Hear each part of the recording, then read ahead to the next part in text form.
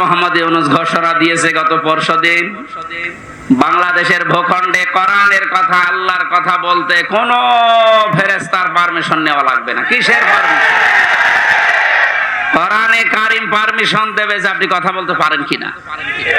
যদি কোরআন বলে যে না, আপনার কথা বলার যোগ্যতা নেই, আপনি কথা বলবেন না, চুপ করে থাকবেন, সেই আয়াতে আজকে পড়েছি সূরা বাকারার 124 নম্বর আয়াত। কথা কারা বলবে, সামনে কারা থাকবে, এই কথাগুলো আল্লাহ আমাদেরকে আজকে জানাবে। আপনি জেনে তারপরে বাড়ি যাবেন।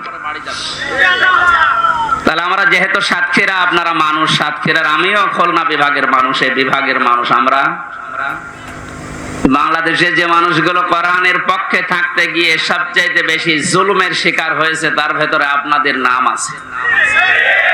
ইত্তাকি দাওয়াতাল মাজলুম ফাইন্নাহা লাইসা বাইনাহু ওয়া বাইনাল্লাহি হিজাব। মুসলিম শরীফের হাদিস। আল্লাহর নবী বলেন, তোমরা বেঁচে থাকবা, ভয় করবা, সতর্ক থাকবা মজলুমের বরদুয়া থেকে, কারণ মজলুমের বরদুয়া আর আল্লাহর ভেতরে কোনো পর্দা থাকে না। এই জালেমের বিদায়ের জন্য আমার মনে হয় মজলুমের বরদুয়া সবচেয়ে বেশি কার্যকারী ভূমিকা পালন করেছে। ছাত্র জনতা এবং সাধারণ যারা জীবন তো দিয়েছে, তাদের জীবনের উপরে, শাহাদতের উপরে এবং মজলুমের বরদুয়ার উপরে আল্লাহ কবুল করে আমাদেরকে স্বাধীন একটা দেশ এখন দিয়েছেন। এখনো আমরা স্বাধীন না, ষড়যন্ত্র এখনো চলছে। কথা বলেন না কেন?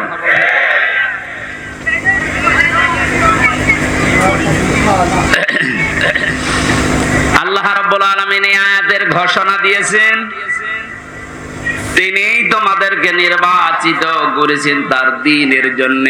আর দ্বীনের উপরে চলতে গিয়ে, দ্বীনের কথা বলতে গিয়ে যে বাধা বিপত্তিগুলো আসবে, আল্লাহ নিজে ওইগুলো তার পক্ষ থেকে দূর করে দিয়েছেন। মিল্লাতা আবিকুম ইব্রাহিমা হুয়া সাম্মাকুমুল মুসলিমিন। তোমাদের জাতির পিতা হযরত ইব্রাহিম আলাইহিস সালাম, কোরআনের আয়াতকে বাদ দিয়ে জোর করে যারা জাতির পিতা দাঁড় করিয়েছিলেন, একটা আওয়াজ দাঁড়িয়ে নেই, সব মিশে গেছে। এমনকি এক্সপ্রেসওয়ের নাম পর্যন্ত জনগণ এখন পাল্টিয়ে দিয়েছে জাতির পিতা ইব্রাহিম আলাইহিস সালাম এক্সপ্রেসওয়ে। খাবার পাশ দিয়ে একটা রোড গেছে, ইব্রাহিম খলিলুল্লাহ রোড। বাংলাদেশের বহু ব্রিজের নাম, বহু সেতুর নাম, বহু রোডের নাম এখন আমাদের যিনি আসল জাতির পিতা তার নামে নামকরণ অলরেডি হয়ে গেছে। এজন্য কোরআনের উপরে মাস্তানি করে কিছু চাপিয়ে দিতে যাবেন না, ওটা টিকবে না। কথা বলেন না কেন? কোরআনে সূরা হজের ভেতরে আল্লাহ মূর্তির বিরুদ্ধে কথা বলেছিলেন যে মিথ্যা কথা থেকে বেঁচে থাকবা আর মূর্তি পূজা থেকে বেঁচে থাকবা। অথচ সেইটা জাতির উপরে মুশরিকদের কথা মতো অনেকেই চাপিয়ে দিয়ে মনে করেছিল অমর হয়ে যাবে। আমার তো এখন মনে হচ্ছে যত টাকা খরচ হয়েছিল এই ভুয়া জাতির পিতার জন্য, সব টাকাগুলো এখন পানিতে ফেলেছি। এগুলো যদি মানুষের জন্য খরচ করতেন, এই মানুষগুলোই এই লোকটার জন্য হয়তো দোয়া করলে আল্লাহ কবুল করলেও করতো, কিন্তু যা করলেন দোয়া করার মতো রাস্তা আর তো রাখলেন না, সব নষ্ট করে দিলেন। আমাদের যে নাম মুসলিম, আজ অনেকেই স্লোগান দিচ্ছে তুমি কে আমি কে, বাঙালি বাঙালি, এটা বলা জায়েজ নেই। আমাদের পরিচয় বাঙালি না, আমাদের পরিচয় মুসলিম। কথা বলেন না কেন? আর দেশ হিসাবে যেহেতু বাস করি এই দেশে, এই জন্য আমরা বাংলাদেশি। এই শব্দটাকে আমি বানালাম। কোরআনে কারিমে আল্লাহ যে আয়াতের মাঝের অংশে জানিয়েছেন হুয়া সাম্মাকুমুল মুসলিমিন, এই যে হুয়া এর ফাইল বা কর্তা হযরত ইব্রাহিম নবী। আমাদের যিনি জাতির পিতা তিনি আমাদের নাম দিয়েছেন যে তোমরা মুসলিম জাতি হিসাবে তোমাদের নাম আমি মুসলমান এটা রাখলাম। বলেন সুবহানাল্লাহ। এখান থেকে একটা মাসলা বের হয়। এই ছেলে, এদিকে তাকান, এদিকে তাকান। যেখানে সেখানে মাহফিল নিয়ে তো ঝামেলাগুলো হয় এই কারণে। এরা জায়গাগুলো আসলে ঠিক মতো হয় না, তখন আলোচনাটাই উঠিয়ে যায়। আরে ভাই, ওয়াজি যদি শুনতে না পারেন তো চেঁচামেচি করে লাভ আছে? অন্তত কানে তো শুনতে পারছে। আবার কথা বলেন, কথা বলেন। এমনি গ্রাম্য মাইক নিয়েছে, কথা বন্ধ করেন, বন্ধ করেন। নাকি ওদের এখনো কথা বলা লাগবে? নেন, আপনাদের 30 সেকেন্ড সময় দিলাম, কথা বলেন, এরপরে আমি শুরু করছি। বলেন, বলেন।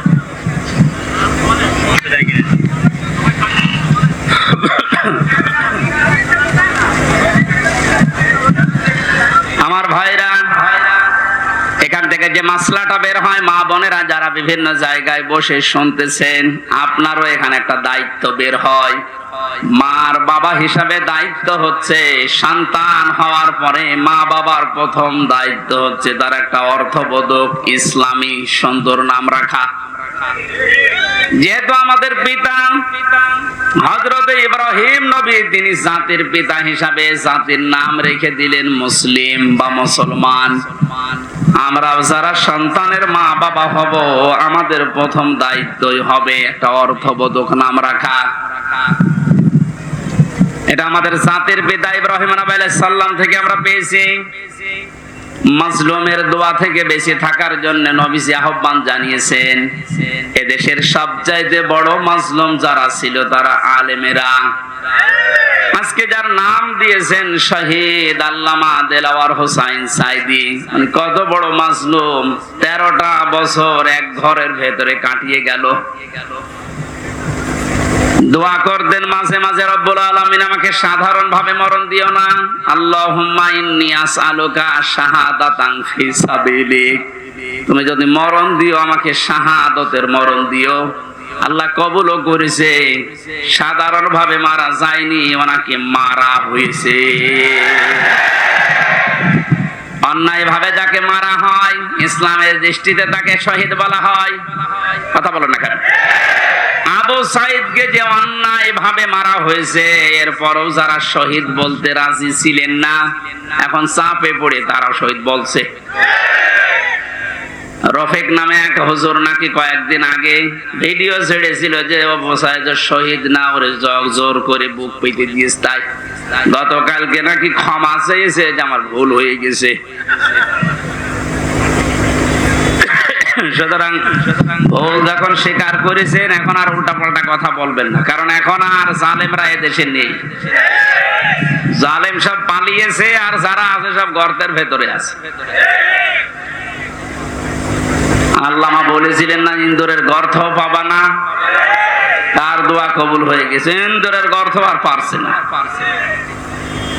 আজকেও দেখলাম একজনকে জোতার মালা পরিয়ে জালেমের জুলুমের প্রতিশোধ নিচ্ছে জনগণ।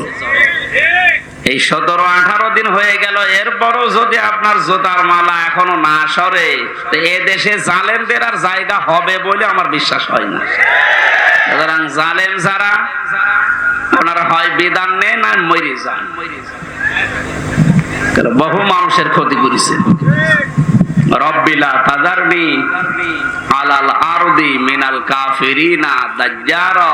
নূহ আলাইহিস সালাম বলেছিলেন, আল্লাহ কাফেরদের একটা আন্ডা বাচ্চা পর্যন্ত জমিনে না থাকে, কারণ ওর পক্ষ থেকে যেটা জন্মাবে ওইটাও হারামি হবে।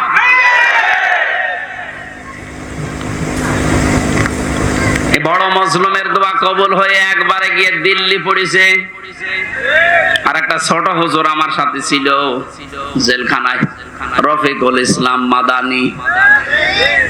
পিসকে হুজুর বলে, পিসকে না, ওর বয়স এখন 30 বছর। ও আমারে বলছিল, আমাকে যখন রিমান্ডে নিয়েছে প্রশাসন নিয়ে, হাতির ঝিলে রাত 12:30টার দিকে 1টার দিকে নিয়ে আমারে পুরা উলঙ্গ করে হাতে ঠোঁটে সিগারেট লাগিয়ে একটা অর্ধ উলঙ্গ মেয়ে মানুষ আমার পাশে দাঁড় করিয়ে ছবি তুলেছে, ছেড়ে দেবো যে তুই এই চরিত্রের। বলছে হুজুর ওই সময় আমি চোখের পানি ফেলে কেঁদেছিলাম। আর এক এসআই কে জিজ্ঞাসা করলাম যে ভাই আপনারা যা করছেন আমার সাথে এটা কি হারুন স্যার জানে? জানে না মানে উনি তো করাস, যেহেতু উনি মুসলিম এই জন্য ছোট হুজুর দোয়া করেছে আল্লাহ আমাকে যেভাবে সব উলঙ্গ করে ওরা দেখেছে জাতিকেও দেখাবে বলে ওরা জানিয়ে গেল যে জাতিরে দেখাবো, তুমি অন্তত আর যাই করো হারুনকে ছেড়েও না। আল্লাহ এই জন্য ছাড়ে নাই। ওরে দুনিয়ায় আল্লাহ দেখায়নি, রাস্তায় বের হতে পারে না, বের হলে বলে 3 ইঞ্চি। শয়তানি করবে আর তোর ইজ্জত শেষ করে দিয়েছে। যেইগুলোই মুসলমানদের ইসলামের আলেমদের সাথে বিয়াদবি করেছে প্রত্যেকের চরিত্র এখন ফাঁস হয়ে যাচ্ছে। বাংলাদেশে বহু জেলাতে এই মাইক এভাবে কেড়ে নিয়েছে এই জনগণ নামে এই জালেমগুলো। জনগণের নাম নিয়ে প্রতিনিধি হয়েছে, অথচ আল্লাহর কথা বলতে বলতে হঠাৎ করে মাইক কেড়ে নিয়ে আলেমকে গালি দেয়। এমন অপমান আল্লাহ এখন করছে, মুখ দেখানো দায় হয়ে গেছে তাদের। আমার মনে হয় হারুনের যে অবস্থা এখন, যে কয় ইঞ্চি বলেন, ও ছোট হুজুরকে যা করেছিল তার চাইতে ডবল অপমান আল্লাহ করেনি। কারণ নবীজির হাদিস ছিল মাজলুমের বরদোয়া আর আল্লাহর ভেতরে কোনো পথ কবুল হয়ে যায়। ও যদি সাতক্ষীরার এই ময়দানে, আমার বাড়ি তো কিশোরগঞ্জে, সাতক্ষীরা জেলায় যদি এখন আসে আর ওর চেহারা তো পরিচিত, ও কারো লাগবে না, ছেলে মেয়েরা যারা আছে পিটিয়ে মেরে ফেলবে। এটা এই ছোট হুজুরের বরদোয়া। বড়টার বরদোয়া কবুল হয়েছে, ছোটটারও কবুল হয়েছে। বড়টার বরদোয়া কবুল হয়ে দিল্লি পড়েছে, ছোটটার বরদোয়া কবুল হয়ে কয়েক ইঞ্চি বেরিয়ে গেছে। এখন এই মেজো যারা আমরা আছি আমাদের দোয়া কবুল হবে না? যা করেছেন আমাদের সাথে আল্লাহ যেন ঠিক ওই রকম করে, তখন আপনি টের পাবেন কত অসহায় করে রেখেছিলেন মাটির নিচে। আমারে দুনিয়া কি আছে কিচ্ছু জানতাম না।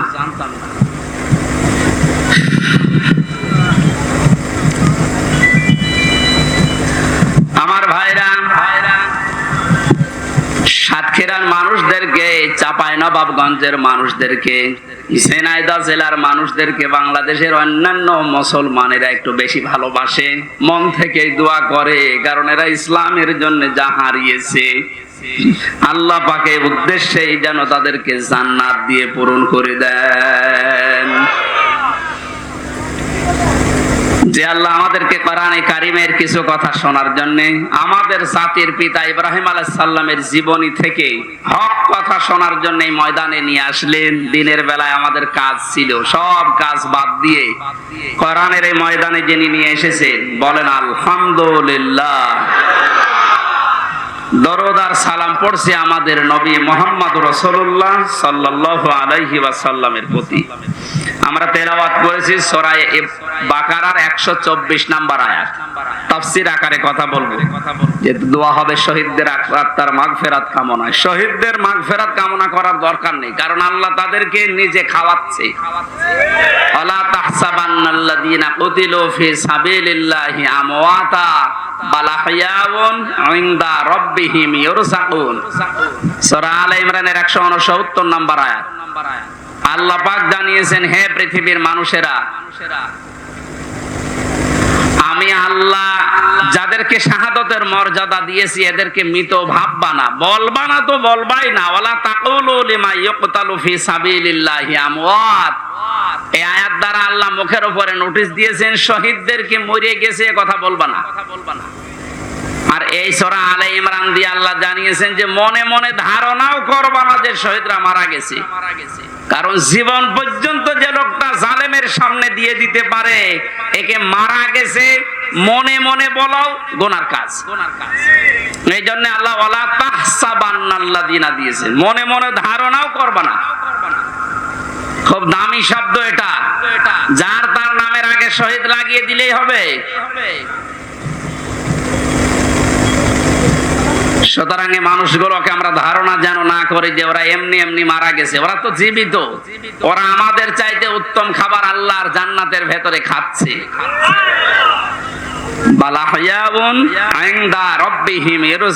আল্লাহ বলেন ওরা জীবিত এবং আমি আল্লাহ নিজে ওদেরকে খাওয়াই। সুবহানাল্লাহ। আর যারে তারে আমি বদ থেকে ধরে এনে শাহাদাতের মর্যাদা দিয়ে দেব, বিষয়টা এমন না। আল্লাহুল্লাযীনা আমানু ওয়া ইয়াত্তাখিযা মিনকুম শুহাদা আল্লাহু লা ইউহিব্বুজ জালিমিন। সূরা আলে ইমরানের 140 নম্বর আয়াতের শেষের দিকে আছে, যাদের জীবন যৌবন আমি আল্লাহর কাছে পছন্দ হয়, ভালো লাগে, এ মানুষগুলোকে আমি আল্লাহ এমনিতেই মরণ দেই না, এদেরকে আমি আল্লাহ শাহাদাতের মরণ দিয়ে ধন্য করি। আর জালেমদেরকে আমি আল্লাহ ভালোবাসি না। জোরে বলেন নাউজুবিল্লাহ। জালেমদেরকে শোধরানোর সময় এখনো আছে, যদিও জালেমদের আল্লাহ হেদায়েত বঞ্চিত করে দেয়। আল্লাহু লা ইয়াহদিল কওমাজ জালিমিন। জালেমদেরকে আমি আল্লাহ পথ দেখাই না, হেদায়েত দেই না। কে বলছে? এজন্য ওদের জন্য দোয়া করে লাভ নেই। যারা জুলুম করেছিলেন আপনার জন্য দোয়া করেও লাভ হবে না, কারণ আপনার জন্য দোয়া করলে আল্লাহ কবুল করবে না। আপনি জীবনটা নষ্ট করে ফেললেন, দুনিয়াও শেষ আপনার, আর আখিরাতে আপনি আল্লাহর মামলার আসামি। এই সাতক্ষীরায় যারা জুলুম করেছেন প্রকাশ্যে গোপনে, সে যে বিভাগেই হোক, প্রশাসনে হোক, বিচার ব্যবস্থায় হোক, আর এই জনপ্রতিনিধির নাম নিয়ে, বিভিন্ন হাইব্রিড নেতা নাম নিয়ে যাই করেছেন, আপনাকে আল্লাহ মাফ করবে না। আল্লাহ মাফ করবে না। আপনার বলার দরকার কি? হ্যাঁ, আমার বলার দরকার আছে।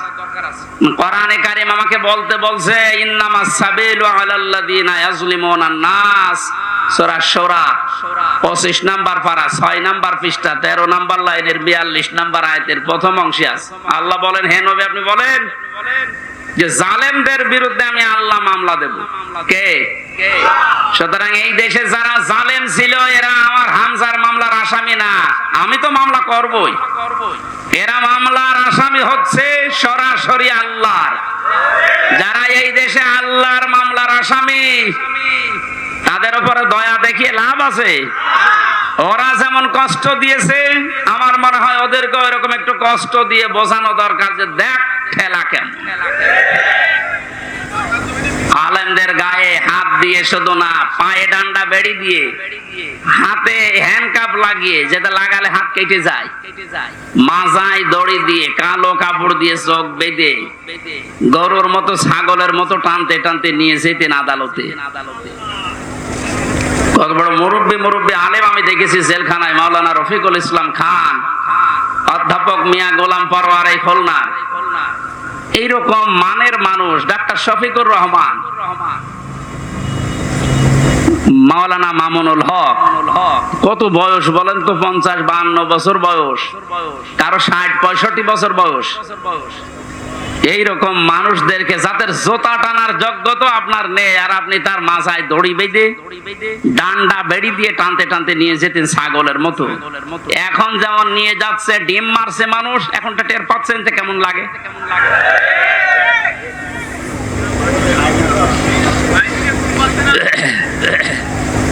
এখন যে শয়তানগুলো রিমান্ডে আছে, কয়েকদিনের পত্রিকা এবং এই যে ভিডিও আসতেছে, রিমান্ডে এখন তো আমাদের মতো কষ্ট এদের দিতে দিচ্ছে না। আদালত নাকি বলে দিয়েছে ওইসব দরকার নেই, খালি এমনি জিজ্ঞাসা করবে। শুধু জিজ্ঞাসা করছে তাই নাকি কাঁদছে। আর কিছু শয়তান আছে, কিছু কথা বলেন শুধু হাসতেছে, মানে পাগলের ভয় ধরেছে। রিমান্ডে আমাদের যেভাবে এই হাতের নখ বলছে যে এইগুলো দিয়ে আমরা নখ তুলি, আমার মনে হয় ওদেরকে যদি নখ নাও তোলেন, শুধু দেখান যে এই যে করি, ও এমনি মরে যাবে। আমার ওই কাছের ঘরের ভেতরে মাটির নিচে যখন ওই যন্ত্রপাতি গুলো বের করে বলছিল যে এই দেখেন এইগুলো দিয়ে আমরা নখ তুলি, বলেন তো সব ওরা আর আমি একা। পৃথিবীর কেউ জানে না, সব থেকে বিচ্ছিন্ন। কেমন লাগে ওই সময়।